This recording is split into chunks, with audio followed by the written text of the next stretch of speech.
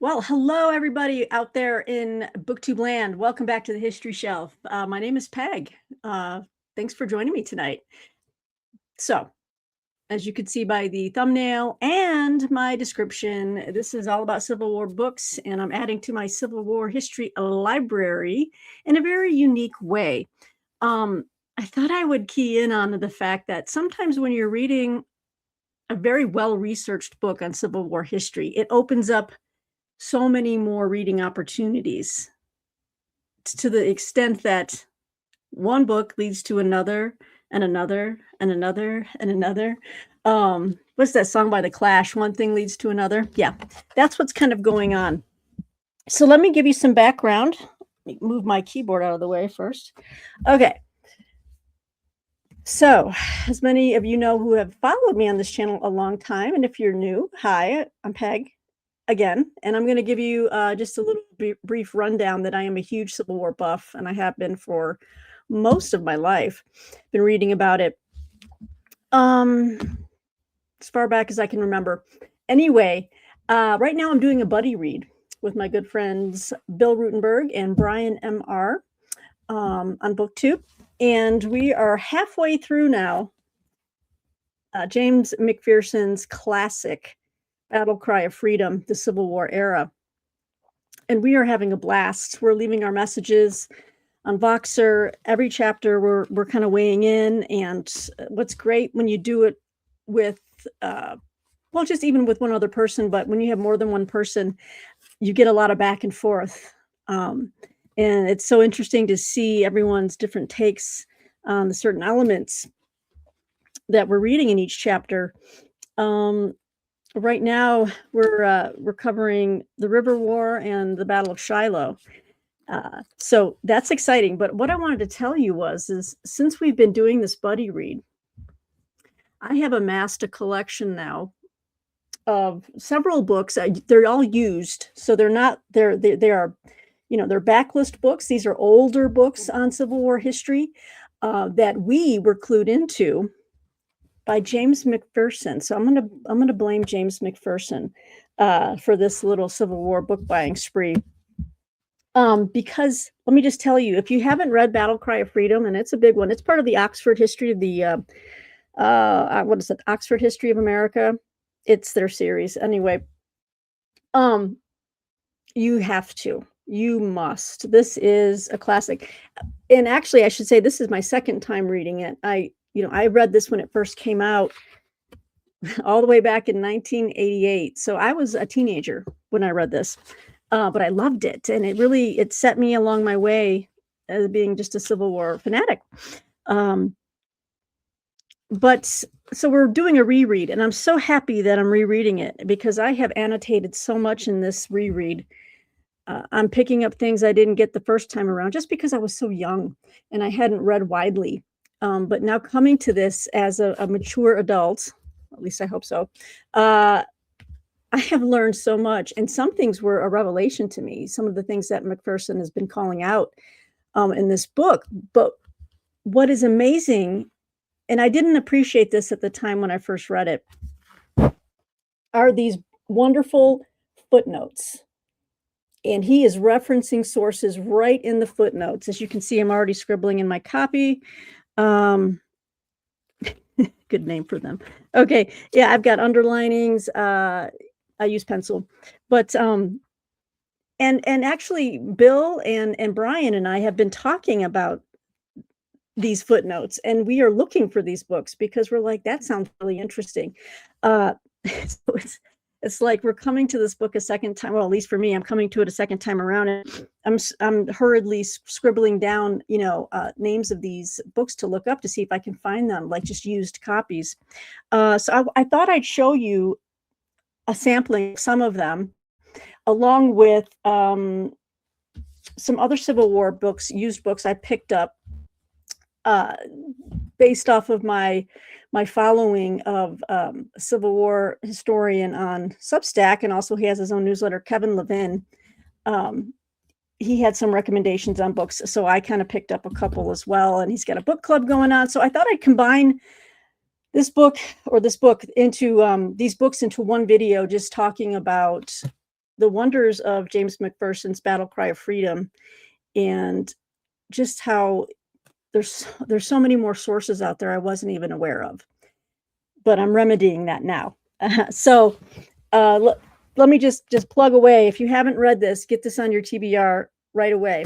Okay.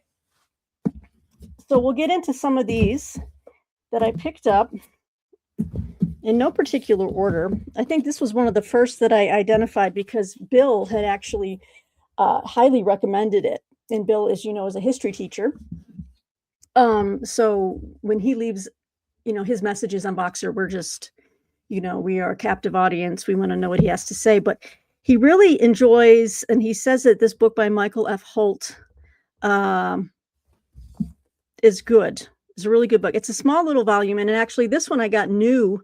It was available on Book Outlet for like $5, and it's called The Fate of Their Country: Politicians, Slavery Extension, and the Coming of the Civil War. So obviously this was in our earlier chapters of reading Battle Cry of Freedom, when we're reading about the antebellum era, the coming of the Civil War. And as you can see, that's the illustration of Preston Brooks caning Senator Charles Sumner in the well of the Senate.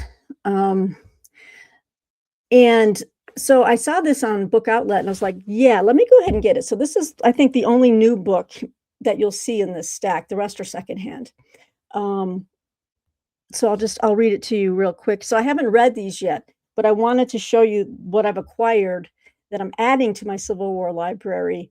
And the goal is, at some point, I want to have all my Civil War books together. And I might have to do a massive reorganization and reshelving somewhere in the house, either in this office space with these bookshelves or down in the main living room, which is wall to wall. From one end of the living room to the other, it is floor to ceiling IKEA bookshelves, and it's pretty nice. If you follow me on well, that's on my personal Facebook page, but I do have a picture of that wall of books. So if you're interested, I could send that to you.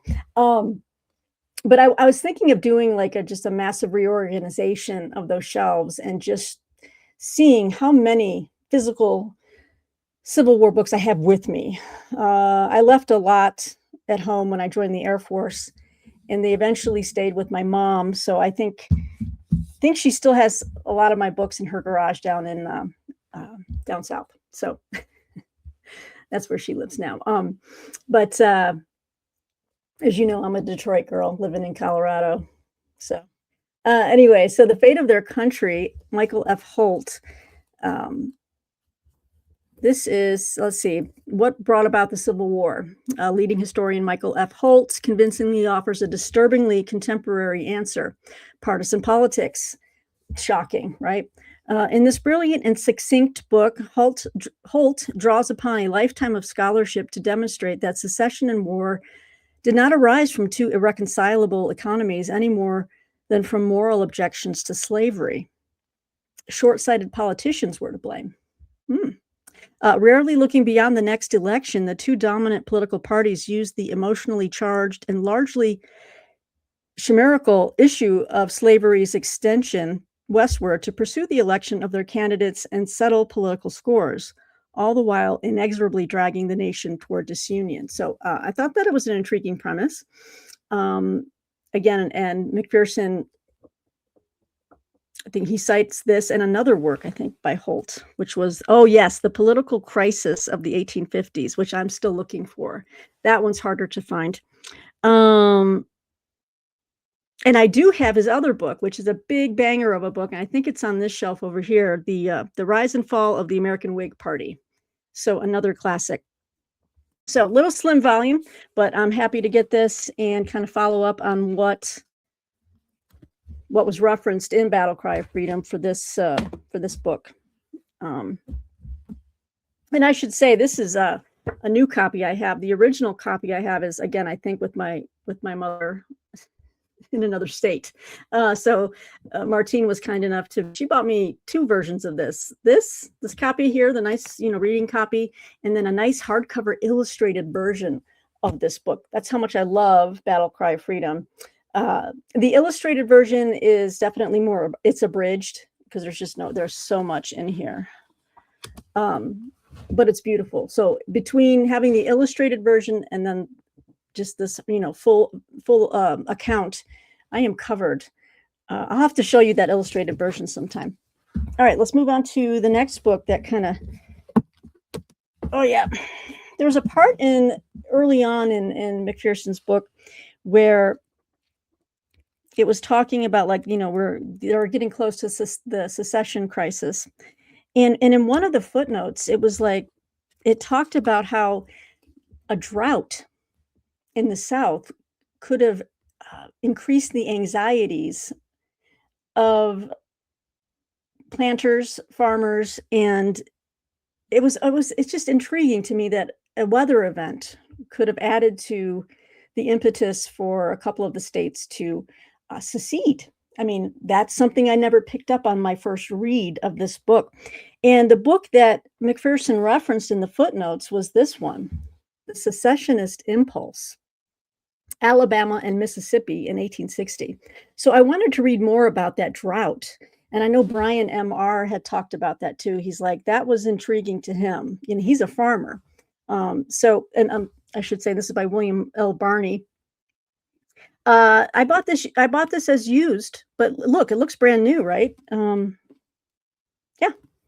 I got a great used copy online. So I'm really eager to dig in because I have to say, I have fallen in love all over again reading Civil War history, thanks to this man. I mean, I get excited when it's my time to, like, finish the chapter and listen to Bill and Brian's messages on Voxer, and then leave my own, and then the back and forth. If anyone has a question, we give book recommendations to each other. I've gotten so excited just to sit down and read each chapter and soak it in and look closely at these footnotes, look closely at these sources. It has been fantastic. I'm on fire again for Civil War history. So look out, everybody. We're going to have more Civil War books coming your way. So let me read a little bit about this book to you. Yes.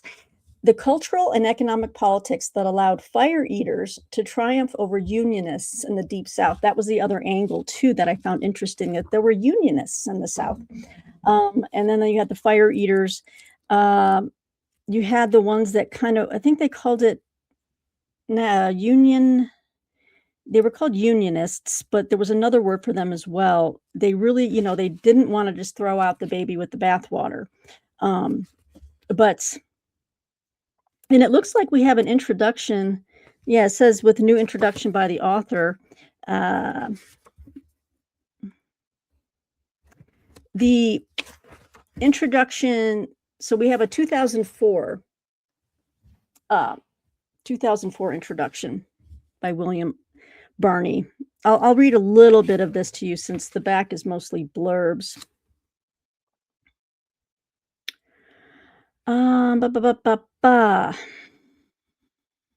Okay. The Secessionist Impulse was one of several major works appearing in the 1970s. Okay, so this originally came out in the 70s, that helped push research on secession into fresh directions.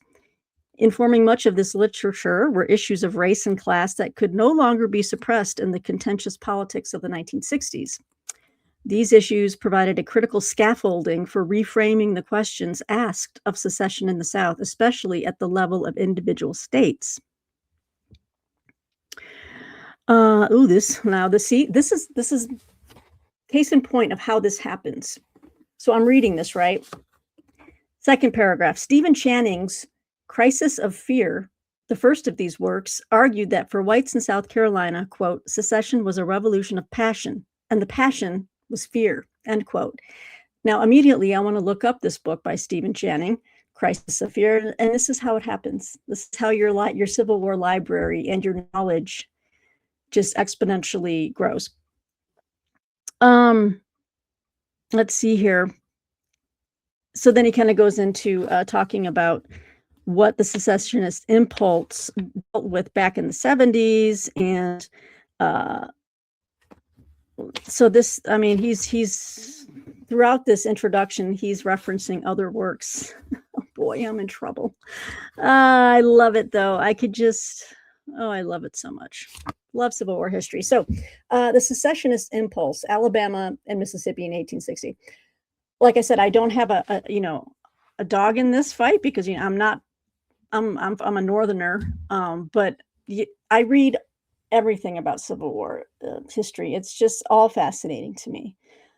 So yeah, I should say this was put out by the University of Alabama Press, and then the Holt book came out. The publisher is Hill and Wang. Love that name, Hill and Wang. All right, next book. This one just sounded so interesting, and it was referenced in Battle Cry Freedom.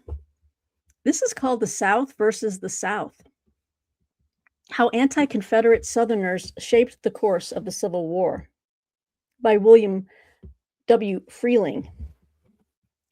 And this came out from Oxford University Press. I picked this up used as well. Looks great though. I got a great copy. This book was published in 2001. Okay. Why did the Confederacy lose the Civil War? Most historians point to the larger number of Yankee soldiers or to the North's greater industrial might. Now, in The South versus the South, a leading authority on the Civil War era offers a critical supplementary viewpoint. William Freeling argues that 450,000 Union troops from the South, especially border state whites and Southern blacks, helped cost the Confederacy the war. In addition, when the Southern border states rejected the Confederacy, half the South's industrial capacity swelled the North's advantage. Whether revising our conception of Union military strength or of slavery, or changing our perceptions of blacks' role in producing Lincoln's Emancipation Proclamation, or finding new meanings in what is arguably America's greatest piece of sculpture, Augustus St. Gaudens's Shaw Memorial, or establishing the antecedents to the ideas of Martin Luther King Jr., Freeling's piercing insight and rhetorical verve yield a sweeping new Civil War narrative. All right. Now, I think my memory failed me on this one because obviously McPherson wrote his book in 1988. This came out in 2001. So I think this might have come about in one of our Boxer discussions. But all I know is I bought this around the time that we were reading this book. And I think I was doing a deeper dive based off of this book. I wanted to find out more about the border states and the Unionist sentiment in the border states, and how that looked. And I think when I was searching for some of these other books, this one was recommended. I think that's how I came across it. So when I saw The South versus the South, I was like, I need to check this out. So yeah, this sounds fantastic as well, going into just the border states. Wow, yeah. And this is one I haven't even heard of before. And so I'm very intrigued, and I want to definitely tap into this one. So, all right. 1 second. I need to let my dog out. Okay, we're back. And also, of course, I had to wear my Civil War themed hoodie. You got to love it. So as we were getting into the early, the sections of early battle in Battle Cry of Freedom out in the West, this guy came up, and we just loved the story that James McPherson told about him. And I realized, and also I think Brian was also intrigued. He's like, I'd like to read a biography on this guy. And I hadn't read a biography on him just because of the fact that unfortunately he did not survive very long in the Civil War. And you always wonder what could have been, because he was one of the Union's very few fighting generals early in the war. He had a mindset like Grant, and unfortunately, but he died in battle early. So this was also referenced. Let me make sure. Was it referenced? It came later. Yeah, this one came later, a couple of years after McPherson's book. But the whole point was that we were so intrigued by the way McPherson framed this guy that we all wanted to read a biography on him. And so I picked up a nice used copy of Damned Yankee, The Life of General Nathaniel Lyon, by Christopher Phillips. And this is printed by Louisiana State LSU Press. So there you go. It's a thin volume because, again, he did not make it very long. But he's, he had this red hair, and he was fiery, and he was scrappy, and he wanted to mix it up, and you just didn't have that a lot with the Union generals in the beginning. So really tickled to pick this one up, and I'm looking forward to reading it. This was him when he had his beard, man. Look at that guy. He's ready to go. I love it. Let me read to you a little bit here. Nathaniel Lyon was the first Union general to die in the Civil War. Killed at the Battle of Wilson's Creek, Missouri, he became the North's first war hero, famed as the man who saved Missouri for the Union. In Damned Yankee, chosen by Choice magazine as an outstanding academic book in 1991, Christopher Phillips portrays Lyon not as the savior of a border state threatened by secessionist extremists, but as an unbalanced, monomaniacal unionist zealot who purposely and perhaps unnecessarily brought war to a fragile state whose populace had voted overwhelmingly to stay out of the conflict. Phillips meticulously examines Lyon's role in the Camp Jackson affair, his quest to oust the pro-Southern governor of Missouri, and his campaign to eliminate the secessionist element in the state. He contends that Lyon's actions in Missouri in 1861 were congruent with his dogmatic personality and troubled past. Damned Yankee is a complex, often shocking portrait of one of the most controversial figures of the Civil War, and a sobering study of how the faults of men may greatly affect history. So not a hagiography for sure, but this is like one of the only few. I don't even think there was another biography on Lyon, but from what I read in McPherson's book, he didn't seem that problematic to me. But I'm always open to understanding what else was going on and what this author's take on it was. And every writer and historian has a certain tendency to lean one way or the other in what they believe. So, but I was impressed with Lyon. So we'll see what Damned Yankee has to offer. All right. Now we're going to move into some books that came about from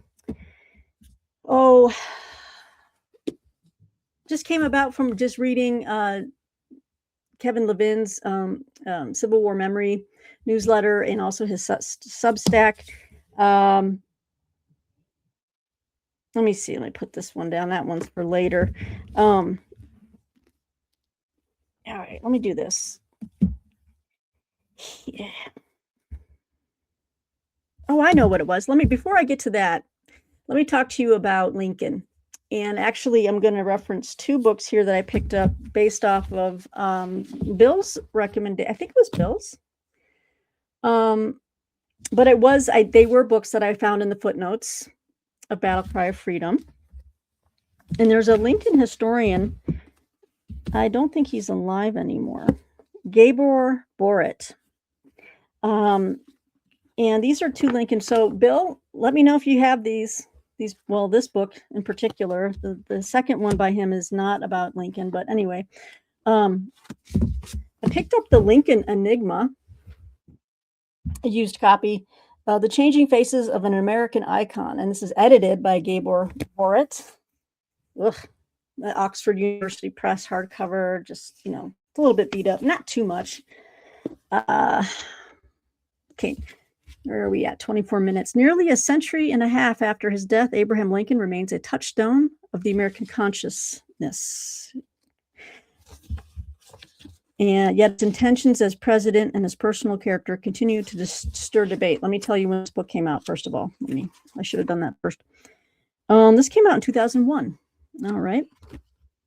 Now, in the Lincoln Enigma, Gabor Borit invites renowned Lincoln scholars and rising new voices to take a look at much debated aspects of Lincoln's life, including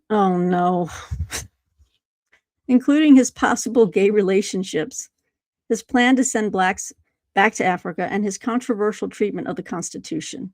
Borit explores Lincoln's proposals that looked to a lily-white America. Jean Baker marvels at Lincoln's loves and marriage. David Herbert Donald highlights the similarities and differences of the Union and Confederate presidents' roles as commanders-in-chief. Douglas Wilson shows the young Lincoln, not the strong leader of popular history, but a young man who questions his own identity and struggles to find his purpose. Gerald Prokopowicz searches for the military leader, William C. Harris for the peacemaker, and Robert Bruce meditates on Lincoln and death. In a final chapter, Borit and Harold Holzer offer a fascinating portfolio of Lincoln images and modern art. Very cool. Acute and thought-provoking in their observations, this all-star cast of historians, including 2 Pulitzer and 3 Lincoln Prize winners, questions our assumptions of Lincoln and provides a new vitality to our ongoing reflections on his life and legacy. So, yeah. And here are some of the, show some statuary. Lincoln at Freeport. Him and Stephen Douglas. Look at that. Look at the height difference there. I wonder if that was to scale. Oh, wow. Yeah, beautiful. That's when they were carrying Lincoln up from Ford's Theater after he was shot. Oh, this is wild. Very cool. So a book of essays about Lincoln. And this is not one I don't have this in my collection, so I wanted to check this one out. Bill, let me know if you have this one. Again, I looked for it and I got a secondhand copy. So then I was like, well, what else has Gabor Borit done? And it looks like he was a guy that did a lot of editorial. He edited collections of essays into Civil War books. So this one, I thought I'd take a look at this because it's just too fun. It's too fun to read about Jefferson Davis's generals. It's like a soap opera.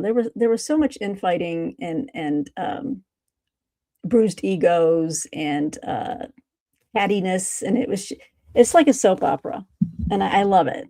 So yeah, this is one I don't have. Jefferson Davis's Generals, another edited collection by Gabor Borit. This is also by Oxford, put out by Oxford. So let me read to you from the dust jacket here. Confederate General P.G.T. Beauregard once wrote that, quote, "No people ever warred for independence with more relative advantages than the Confederates," end quote.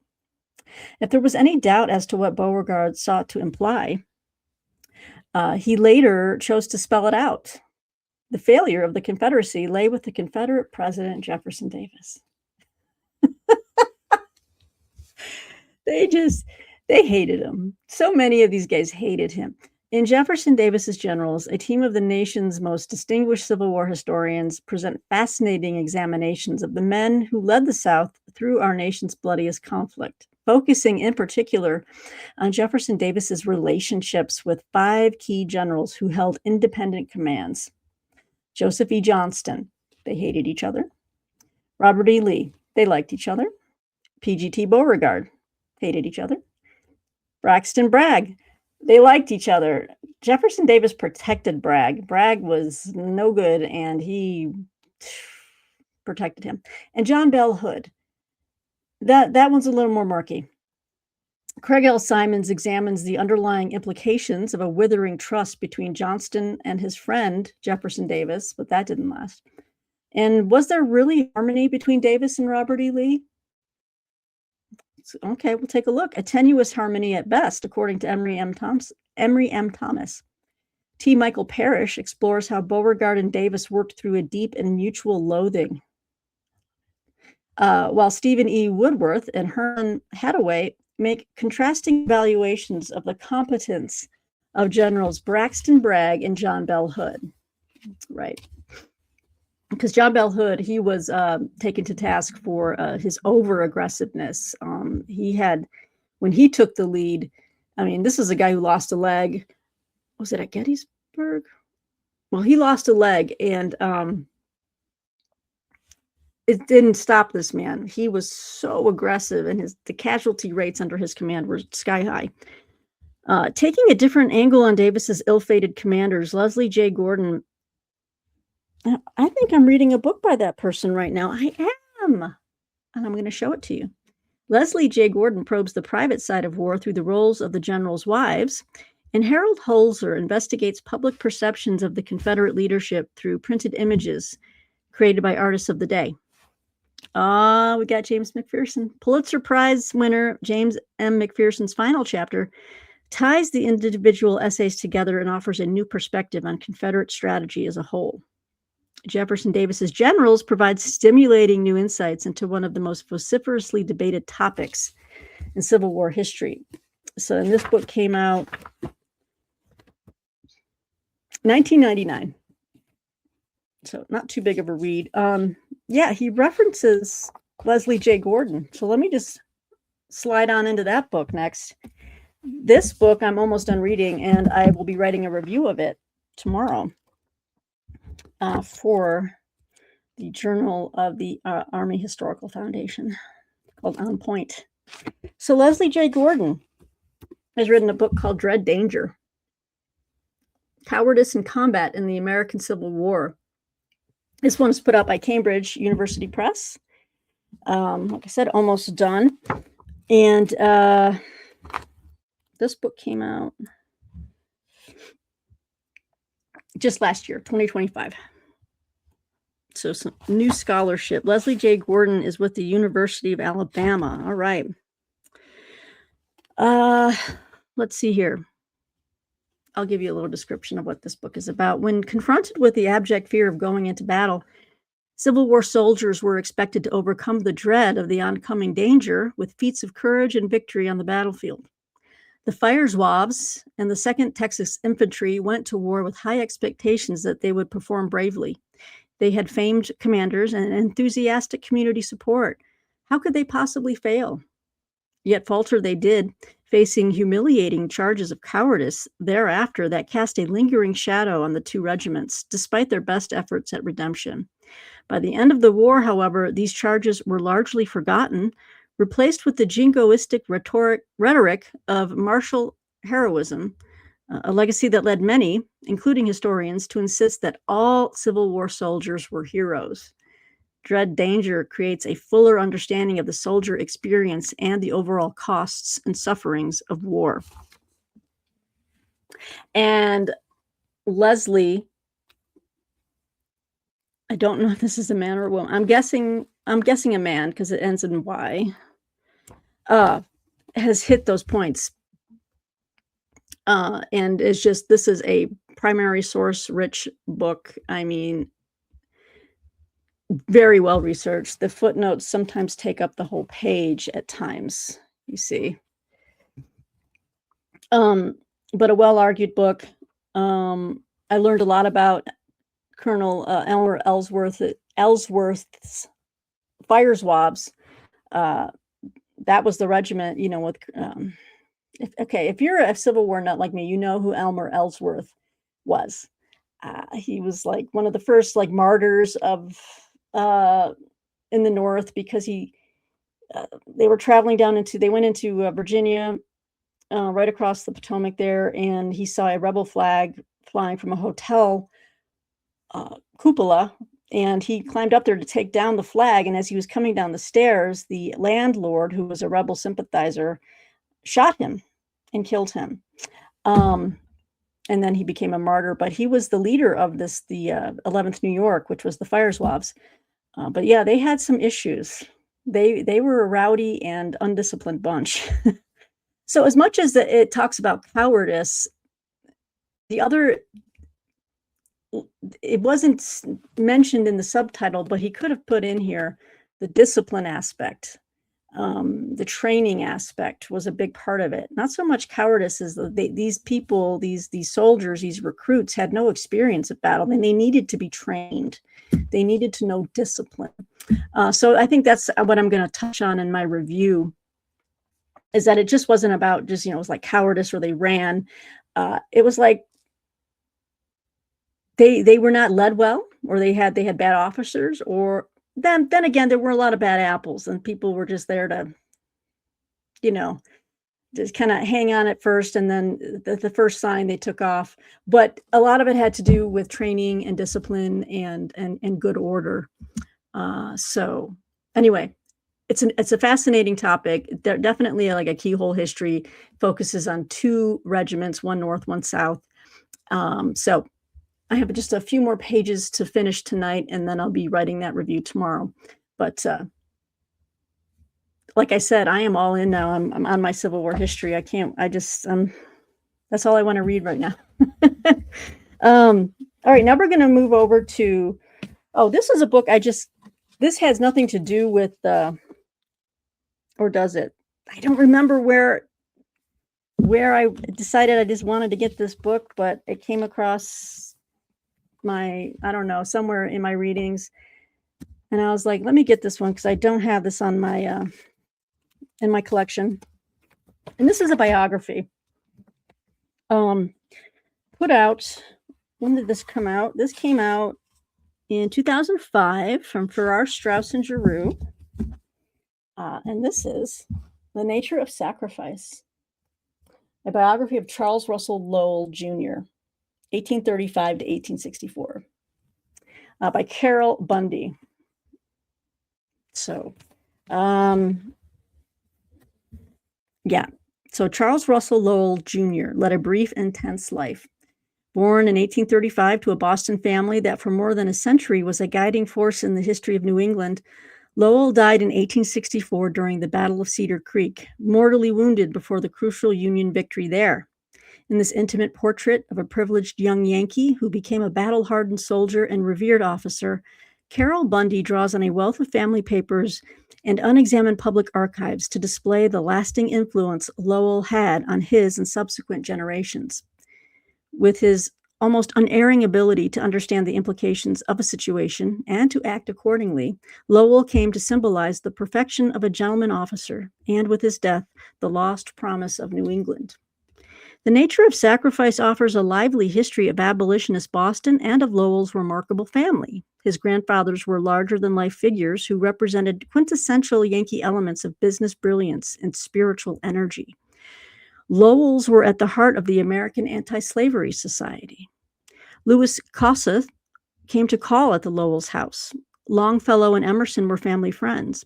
But the unexpected bankruptcy of Charlie's father altered the family's fortunes, and before the son was out of Harvard, he had determined to redeem the family name. After a bout with tuberculosis and a recuperative stay in Europe, Lowell turned to the business of making money.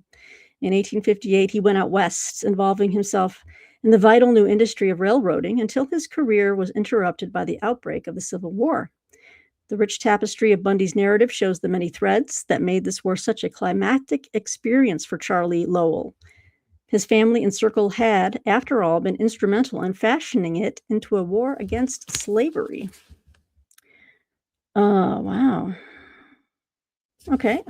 Bundy masterfully demonstrates how Lowell was transformed as he served on General McClellan's staff, helped to form the fabled Massachusetts 54th Regiment of Black Volunteers, led by his cousin, Robert Gould Shaw, fought Colonel Mosby's guerrillas, and implemented Grant's ruthless strategy in Virginia.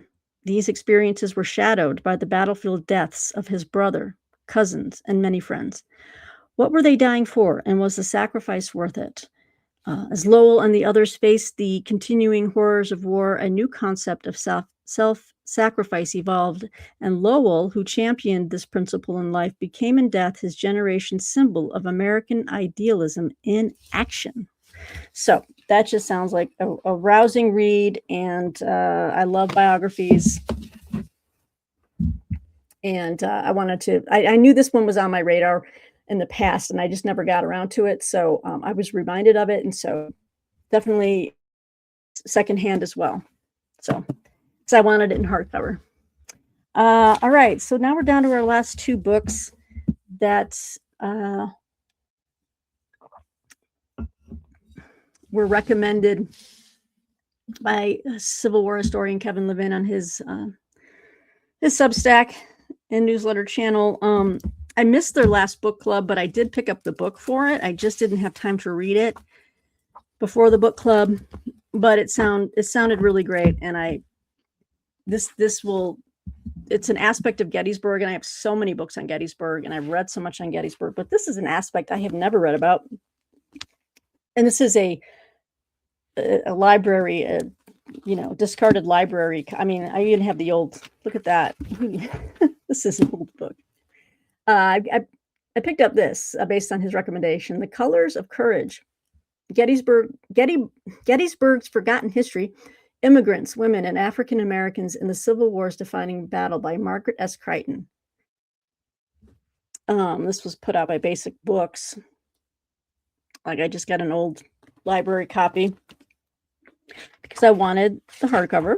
This came out in 2005.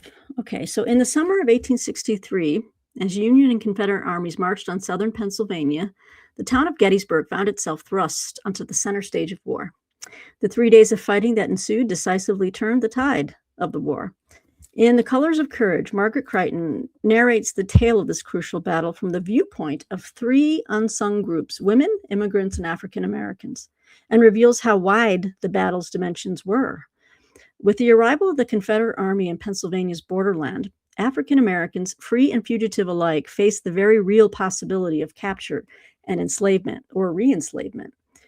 In Gettysburg itself, civilian women were caught in the crossfire as the home front became the battlefront. Thinking of, was it Jenny Wade, who was a stray bullet killed her in her kitchen. Okay, see, at the same time, German Americans in the Union Army, particularly the immigrant 11th Corps, faced the contempt of their adopted countrymen who considered them cowardly and unreliable. By taking readers beyond the fighting in the fields, The Colors of Courage transforms our understanding of the most important battle in American history. Let's see here. A historian with a superb flair for storytelling, Crichton draws on memoirs, letters, diaries, and newspapers to bring to life the individuals at the heart of her narrative. We've got Mag Palm, a free Black woman living with her family near Cemetery Hill, was understandably threatened by the arrival of Lee's army. Slavers had tried to capture her 5 years before. Like many of his fellow Germans, Karl Schurz was a political exile from Europe's failed 1848 revolution and brought a deeply held fervor for abolitionism to the Union Army. Sadie Bushman, a cabinet maker's 9-year-old daughter, was commandeered by a Union doctor, to assist at a field hospital. 9 years old, and the sights she must have seen at that field hospital. My goodness. In telling the stories of these and a dozen other participants, Crichton has written a stunningly fluid work of original history, a narrative that is sure to redefine the Civil War's most remarkable event. So again, it's something I haven't read on this aspect of, seeing it through the lens of these three groups. So I'm more than, even though I missed the book group's discussion, I'm gonna read this and see what I learn, which is going to be a lot. The Colors of Courage, Gettysburg's Forgotten History. All right. And I think when I was looking for this book also came up on the screen and was recommended. It's a slim little volume from the History Press. I think this one was actually new. It was like really marked down on Amazon. I'm not sure why. But this is Black Antietam, African Americans and the Civil War in Sharpsburg by Emily Ampt. Look how slim this volume is.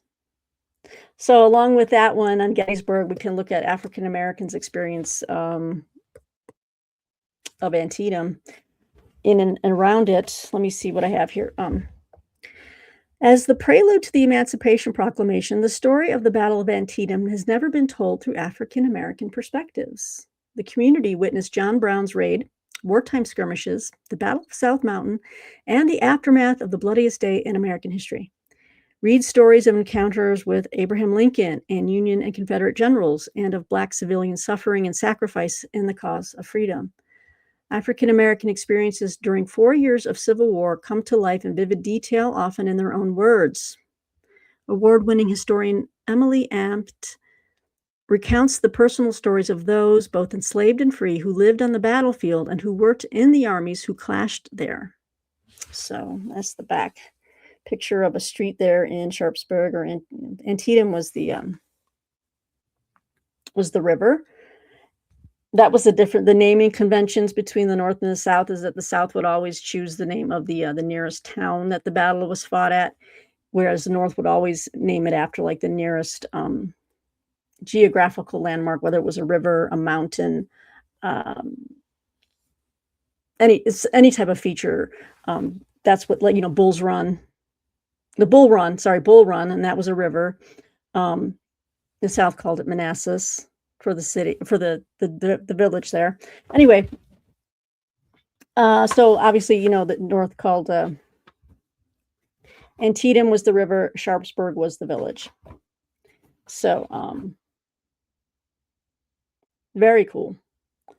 Yeah, or Antietam Creek is what it was. Antietam Creek, and then you've got Sharpsburg right there.